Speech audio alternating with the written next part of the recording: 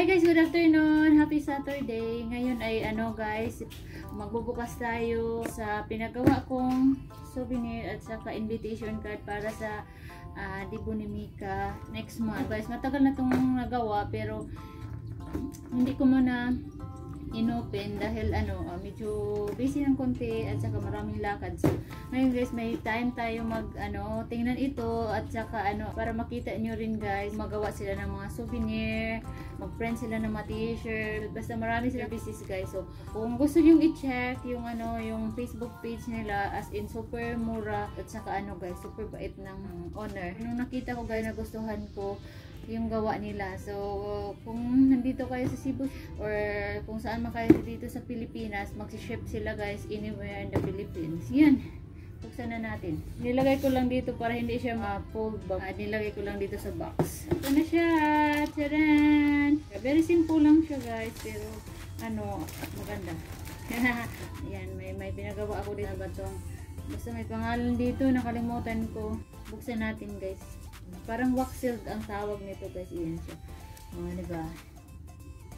Ayan siya. So, ito yung invitation. Sa likod guys, very plain lang. Hindi ko pinalagyan. Ito lang siya. So, ayan guys, ayan siya. Smile sa aking anak. Ayan, yung picture niya guys, nahirapan kami. Nag-take ako ng mga picture doon sa pinuntahan namin. Kaso hindi siya nakatingin. So ito lang yung picture na nakatingin siya. Nakaupo lang kami doon sa garden nito. Kaya yun, ito na lang pinili namin na ilagay. Very simple lang na picture guys. Kasi mahirap si Mika kunan ng picture. Hindi nakatingin sa camera. So ito yun siya. So ang nakalagay dito, our Princess Mika is turning 18. Birthday niya ay 7. Kaso nilagay namin ng 8 dahil doon nga sa sa resort na binook namin, hindi siya pwede i-book ng exclusive pag Sunday. So, ginawa namin Monday na lang. At saka ayaw ko naman i-celebrate ng ng advance. Sabi nga nila na mas maganda daw mag-celebrate ng late kaysa i-advance mo. So, yun ang ginawa ko. Ito siya guys. Kasi wala lang nakalagay dito. So, ganito lang siya. So, very simple. At least makapag-celebrate. Saka may mga design dito. Sila na lang gumawa. Sila lang ang naglagay ng basta papiliin kanila guys kung anong gusto mo. Basta itong sa amin very simple lang ang pinagawa ko. Basta importante na may bisita, makapunta sila, mga relatives ko. Yun, at saka mga anonymous, mga cousins. Yun. Tapos ito, ang pinagawa namin guys, parang 40 pieces lang to, pero yung guest namin 60, yung souvenir ay 40. Ito yung souvenir natin guys. Kinuha na namin ang isa. Tingin ko guys free ito, dalawa. Pangalan pala ng guys is Digital Printing Services. Ayun siya. So na yan nakalagay talaga sila ng ganito guys. So hindi ko na lang siguro ito buksan, pasobra itong dalawa. So kunin ko yung guys, sample dito yung isa. Kinuha nga yun ni Mika ang isa. So ayan siya guys. Ayan, nail cutter ito. Naisipan kong nail cutter na lang. May mga pinagpilian ako yung bang coin pairs na siya guys, native ba. Tapos ang kaso dalawang isip ako dahil mapagawaan mo pa ng ganito ba.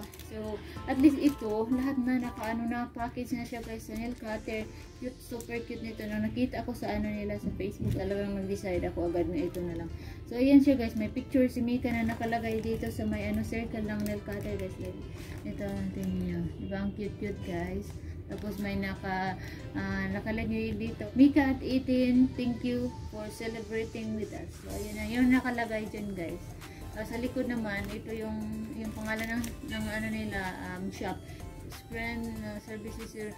Yan, nilagay nila yung contact number guys. Ito yung yung Facebook page nila guys. So gusto niyo makatipid, maganda yung souvenir nyo guys. Dito kayo mag-order sa kanila. Super bait ng owner. So, ayan. Ito na. Siguro 20 ito. 20 din ito. So, doon na natin buksan dahil para hindi siya magulo guys. Ito lang. Very simple ang ating souvenir at saka invitation. Ito lang namin simple. makita niya yung mga cousin niya, lola niya. Magpunta kami doon sa Ormoc kung saan siya lumaki. Doon namin celebrate yung 18th birthday ni Mika. Balik natin to sa lalagyan. Yun, ipapadala pala namin to guys sa Ormoc para ipang distribute na siya. Ayun, yun lang. Yung vlog natin guys. Thank you guys so much for watching. See you again next time.